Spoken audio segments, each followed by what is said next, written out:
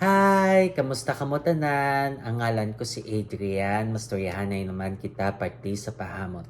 Ini nga pahamot nga luya ko istorya sa inyo subong tawag siya Gentleman for Men 1974. Iyan ni siya ni Givenchy.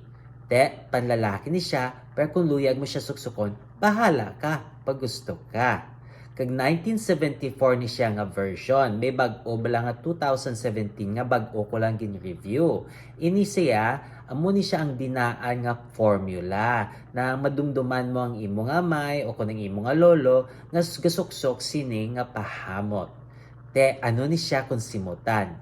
Bali, may pagkaduta siya nga hamot kag hilamon nga manami nga hamot na no angay ni siya sa tugnaw nga klima ang temperatura nga para siya is between 50 to 70 degrees Fahrenheit o kung 10 to 21 degrees Celsius.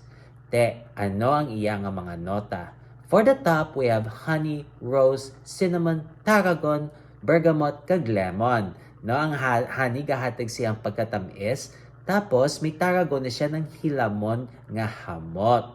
Na for the mid, we have patchouli, cedar, orris root, kag jasmine. Na ang patchouli gahatag siya nga pagkaduta nga hamot. Kag may cedar siya, amo na siya ang kahoy, no? Hilamon kag kahoy kag pagkaduta, amo na siya kung simutan. Kag for the base, patchouli liwat, leather, civet, oak moss, vetiver, musk, amber, kag vanilla. Te, gindugangan liwat patchouli, no? Kag may vetiver siya ng kuskus bala na amo na siyang hilamon nga hamot.